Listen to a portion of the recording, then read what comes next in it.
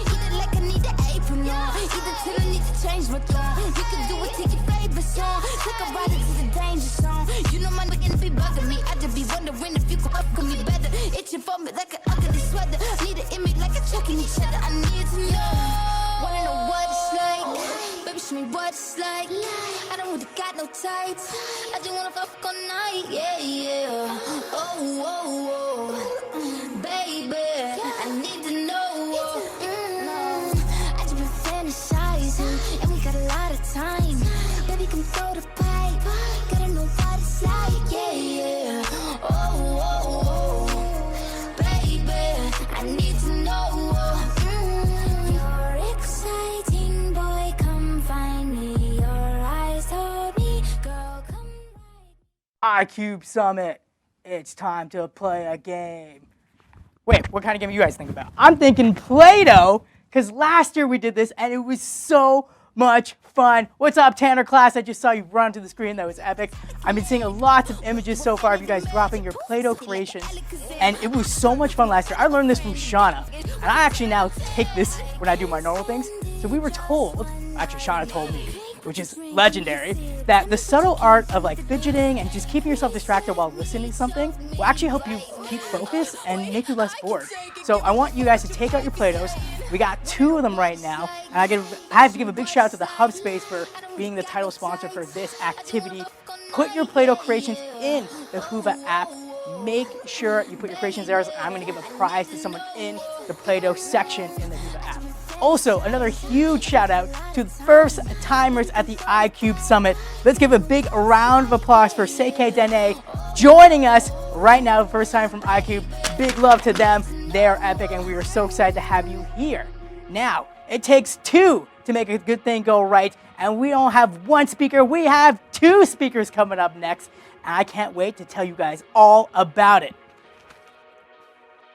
Next on the dock, we have Arthur, Chen, and Sumreen Rattan in the building. Arthur, legend in the making. Already, he is the CEO and co-founder of Verdi, an agricultural technology company developing technology and climate-proof agriculture. So he's substantially smarter than me and better than me in every way. Before that, this guy was he was doing collaboration research with Google X. He's developed software at Samsung and Canada's National Nuclear Physics Laboratory. What? Okay, this guy is clearly a legend. And joining that legend is another legend. We got Sumreen. She's the co-founder and chief operating officer of Moment Energy. She leads supply chain and marketing at Moment. She is responsible for the company's supply relationships and with the world's largest auto manufacturers. 2 goats in the building. What more can we ask for? Heidi, let's take it to you.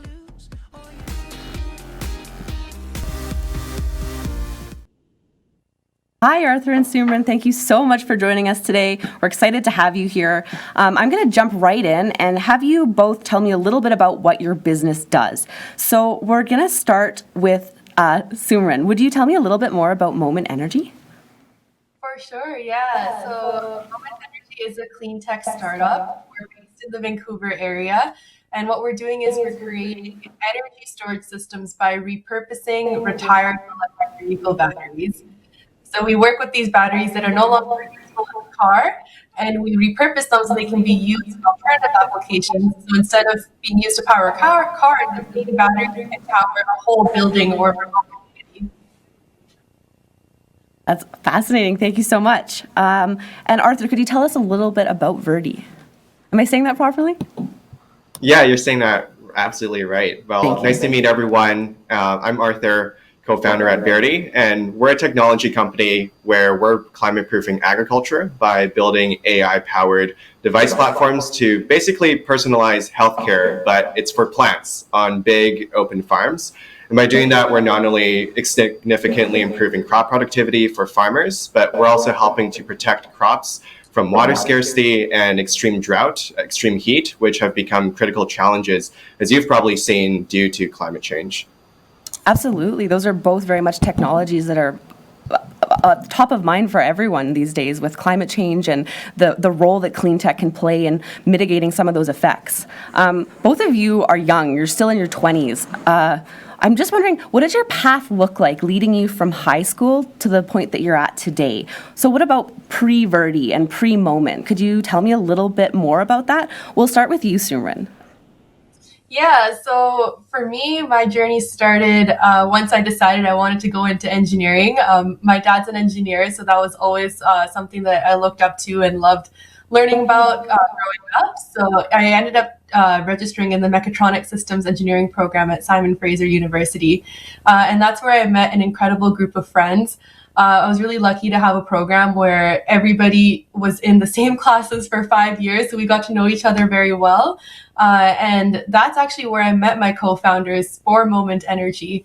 While we were at SFU, we started an electric race vehicle team together called Team Phantom, where we wanted to build and design an electric race car from scratch to compete in international competitions. So that was the first time that we all worked together in both an engineering and business type of space, where we recruited other students to come join and got a taste of the clean tech space. And then after that, since we'd worked so well together, we decided to start a different company. So not Moment Energy, but actually a company called Moment Meditate.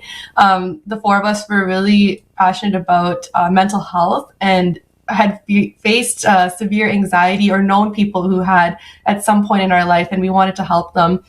So we were originally working on a business idea for that, but we ended up pivoting and still worked together as a team, but ended up moving into the clean energy space instead and formed Moment Energy. That's fascinating. Thank you so much for sharing. Where did you first hear about the opportunity to participate in the race car building competition? Yeah, so actually when one of my co-founders, his name's Gurmesh, the reason why he chose our program was because there was already not an electric, but a gas combustion race vehicle team at SFU. But when we joined, that team had shut down. So essentially there was no university team, whereas all the other universities across North America had some form of SAE team. So we wanted to have that at SFU. And we thought that if it's not there already, why don't we start our own? So that's how it happened. That's so cool. I love hearing about that. And could you tell us a little bit about your pre-Verdi experience, Arthur? Yeah, for sure. So speaking of high school, so Sumreen and I actually were friends from high school, so it's kind of cool and coincidental to be both on the same panel. But we used to play badminton together. I know some of her team members as well, so it's kind of cool. But a little bit about myself. So, pre-Verdi, what was I doing? So if we go back to high school, I think as many of you will experience, there's a lot of kind of uncertainty and you don't really know what path you want to go on. I used to want to become a doctor, and then in grade 10, I saw this YouTube video by a famous physicist, and I was like, okay, I'm definitely becoming a physicist, okay? So for the next 2 to 4 years, that's what I did. And eventually university, so I studied engineering physics at the University of British Columbia, and I started working at this nuclear physics lab. And then working there, it was fun, but I quickly realized that it wasn't quite a fit with what I actually wanted to do, which is to create impact and to build and scale technology. So I pivoted into software. I worked at Samsung for a little bit, and then I pitched a research project to Google to develop new agriculture technology with them. And so as you might start to hear, the dots kind of connect, and eventually we decided to kind of spin off into an actual company, which has now become Verdi. That's incredible. It's so neat to hear about the way that both of you have responded to becoming more aware of what you're interested in or external factors and been able to pivot but still stay true to those topics that interest you and really make waves in your respective spaces. Last year we had an entrepreneur, Maddie Guy, and she talked about how when she reflected on the time that had passed since high school, she was able to appreciate that she had actually started skill stacking as early as high school, and they were skills that she continued using to this day. So if you were to reflect on your experience and think about yourself in high school and yourself today, what are some skills that you would encourage our students to start working on now or stacking? Arthur, we'll start with you this time. Yeah, I think, so I want to first say that it doesn't really matter what skill you decide to start stacking. What matters is that you become good at it, right? And it doesn't really matter because it will help you later on, whether or not you actually use it, whether or not it's actually to do with your career. but it will help you in some way. But with that said, I do think there's a couple skills that are especially important kind of looking back, having gone through university and a little bit of work. I think most important is communication skills. So knowing how to talk to not only your friends, but to people who are strangers, or maybe sometimes even knowing how to pick up a phone and call someone who you've never known before and they don't know you either, right? So those are some of the things that are important to learn. I would say if you're looking at things from a more kind of technical skill set, something that has become really hot in the past few years has been computer science and being able to write code and program. And while that's not something that's a fit for everybody, if you're interested in science and technology, the most transferable skill that you could learn is probably going to be programming. It's going to help you no matter what you do there. Wonderful to know. Thank you for sharing. I actually have a different question for you, Sumreen. So with your current company, Moment, it has grown incredibly fast in the last year. It just blew me away watching some of your pre-interview. Could you tell us a little bit more about that growth and maybe some of the skills that you see as important in your company today, or skills that you would be looking for in people that you are recruiting for your company that students could begin focusing on this early? Definitely, yeah. So it's been pretty incredible for us too to look back and see how we've grown from 4 co-founders to 20 employees today. So that's all been in the span of 1 to 2 years, and we definitely have seen the need for a very wide array of skills. It's not, even though we are a tech company, it's not just technology skills or engineering skills that we need. We have people with business backgrounds, marketing focused individuals, people who have some administrative or HR experience, sales experience. So that's just the different disciplines on the business end of things. Then we also have, on the engineering side, we have mechanical engineers, electrical, software, technicians, there's project managers. There's so many different types of roles at our company that really tells you that if you're interested in creating an impact or in the sustainability space, you just need to, whatever you're good at, like Arthur was saying, put your 100% energy into that, build the skills in the area that you're interested in, and you can tie it into impact in some way, whether it's the clean energy space or some other space that you're interested in. Fantastic. It sounds like you're both saying that it's less so about developing a specific set of skills and more so following your curiosities. And if you're using that as your compass, if you will, then whichever skill sets you develop, you can put to the best use to become a change maker as you're growing up and moving forwards. Exactly. Perfect. I think we have time for a few. Actually, no, I have one last question for you. Excuse me. This is actually, I think, maybe the most important one. So, awareness of climate change has increased significantly in the last decade, and many youth today, they feel almost like there's a weight that's been placed on their shoulders, largely as a result of past generations leaving a less than ideal situation that they're inheriting. So appreciating this and understanding that it almost feels sometimes like there's too big of a problem to fix. How would you suggest that students can overcome this feeling of hopelessness and downsize the problem into steps that they can attack or that they can resolve and feel like they're taking steps to start actually making a difference? I'm sorry, I'll start with Arthur. Thank you. All right. Well, climate change definitely, I think, for Sumreen and I, as well as the generation kind of just before you guys, certainly it's something that has started to become more, that we've become really conscious of. And I think it goes to show how our companies are both working on this problem. And I think part of the way that we cope with that really is looking at how do we reframe this crisis as an opportunity. So I think one of the things that we look at is how do we not only fix this problem, and sometimes the problem is too difficult to fix, right? And it takes a lot of people, a lot of effort to fix it. Another way to look at it is how do we help humanity to adapt to this new era of climate change, right? There's going to be a lot of things different. We're already starting to see this extreme weather happening every year. So I think in order to be a little more optimistic, we have to look at this as an opportunity for us to come in and do something about it, using our skills or using whatever experiences that we develop. And I think the most important first step to this is to develop yourselves, right? this is something where, climate change is going to take several years and decades to really create the largest impact on humanity. And so in that time, that's when we have to develop ourselves and give ourselves the skills and qualities that will allow us to break down the problem into these smaller steps that we can actually tackle. Right now in high school, right, you still have a lot of time to kind of build yourselves out and figure out what you want to do. So really just focus on that, and just keep in mind that in the future, you will be able to make a difference. Absolutely. Thank you. And Sumreen? Yeah, so what I remember when I was in high school was just the everyday things that we were taught is something that everyone in the world can do. So each individual person, if they take these small steps, then we can all collectively create a huge impact on combating climate change. So when I talk about little steps, I'm referring to composting, recycling, turning off the lights when we get home and we're not using them, taking shorter showers. So all these things that we've been told over and over again, I think if each and every one of us continue doing it, it can make a huge difference, and no step is too small. So just starting with these basics and going from there would be my biggest advice.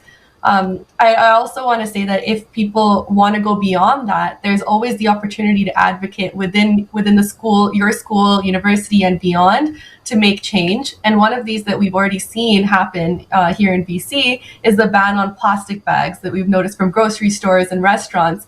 And I think that took a lot of advocacy to get done, but now it's there and people have to adapt. We have to be able to take in our reusable bags to the stores. We're building that new habit.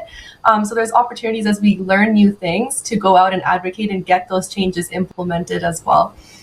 That's so neat. All the collective small steps that change the normal for the better. Yeah, absolutely. We do have time now for a few questions from the students. Okay, I'll start with the first one. So Arthur, what was one of the biggest obstacles you've had to overcome at such a young age? Oh, that's a good question. I think one of the biggest things actually is probably, I would say, self-limitation. So sometimes, and especially when you're dealing with stress and anxiety, which I think it's a lot more common now. I think I just saw a study a couple days ago that in Canada, 40% of young adults are at the verge of mental breakdown, right? And I think really mental health is one of the really important issues that I've had to deal with over the past several years, right? You have school, and then you have these kind of maybe new projects that you want to work on. You want to build a company, right? So I think in order to kind of overcome that limitation, really it's about self-care and knowing that you need to take the time to take care of yourself, because ultimately in life, it doesn't matter, what you do or what kind of experiences or success you have. The most important thing is that you're healthy and you're happy, and everything else comes from that. And I think realizing that and actually practicing it was the most important for me. Thank you. The second question I'll ask Sumreen. What was it like working as an entrepreneur at such a young age? Yeah, so I think at the beginning it was very much of not knowing what we were doing. We had to learn. I had to learn as I went along. Same with my co-founders. I'm so sure that Arthur can relate.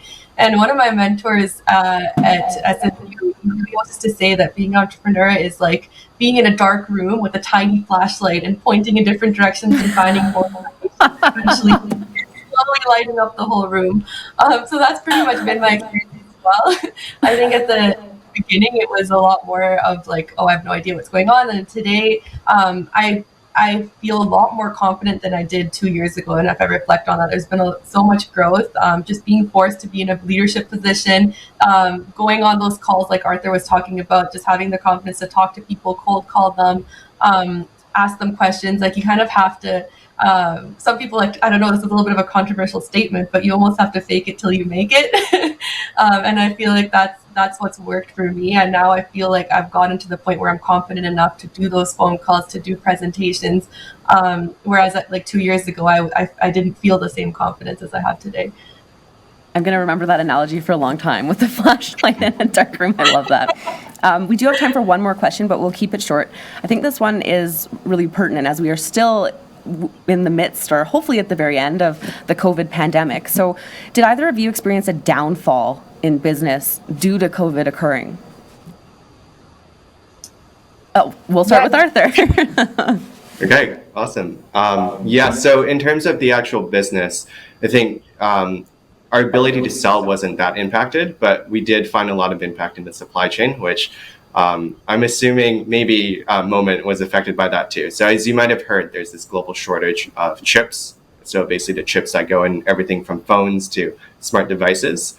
And so because of COVID, there's a lot of shocks across the supply chain, and that's created a lot of challenges in being able to create enough of your products to actually give to the farmers that need them, to overcome problems with climate change, to improve their crops. So I think that's the biggest challenge that we faced so far.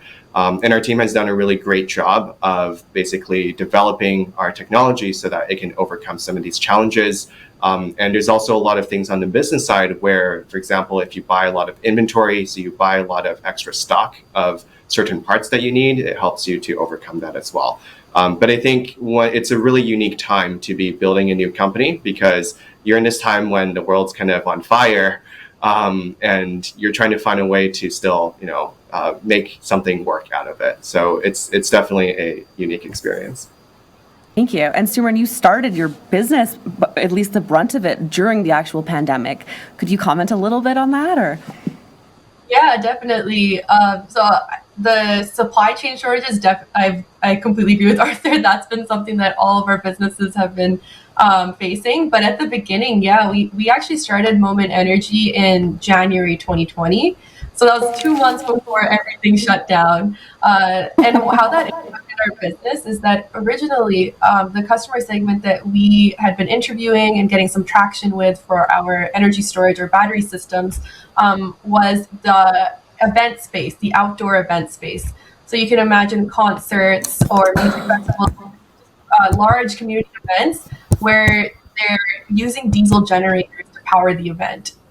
These were basically individuals, like event organizers, that were reaching out to us and saying, hey, we don't want generators anymore. There's the pollution, there's the noise, there's nothing good about them. Can we use your energy storage systems for this? So we had these pilots lined up, but as soon as the pandemic hit, every single one of those events got shut down. And at first we thought it was short term, but we all know that didn't end up the case. So we had to pivot, and we ended up going forward with a different customer segment and iterating on our product due to that. I need to think that one day in the future, maybe an old Tesla battery will be powering a huge music concert. But yeah, thank you so much to both of you for sharing. We're going to move on to the next segment now. Thanks Great. so much. Nice meeting everyone. Guys, that was so fun. They're legends. I can't even believe that. I hope you guys got something out of it. I want to show you guys what I made. I'm actually super embarrassed what I made. I thought I was really good, and then I looked at Hoova's app and I'm not good. This is not a career path I should do. But this is my lizard hanging out on some water. And you know what? I'm pretty proud of it. I'm not gonna lie to you.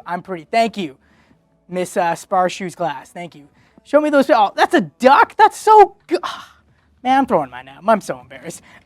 Show me your creations in the Hoova app. I want to see them all day long. Keep posting them. I have to give a big shout out right now to Miss Landry's class, Miss Moraine class, and I want to say Mr. Krim's class, because they are our top 3 in our leaderboard right now. I know you guys can't fully see that, but if you go to the Hoova app, well, maybe you can see it.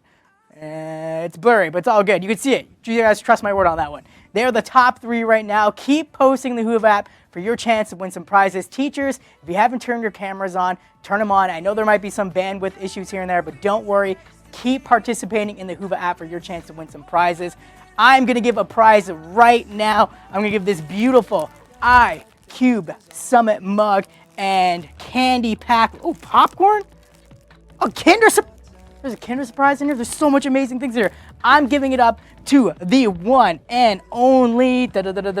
I'm giving it up to Miss Now Tawani class. I'm butchering last names. That's fine. For the fish design, you get that prize. You absolutely slayed it. I love it. You get that prize, so that's all for you.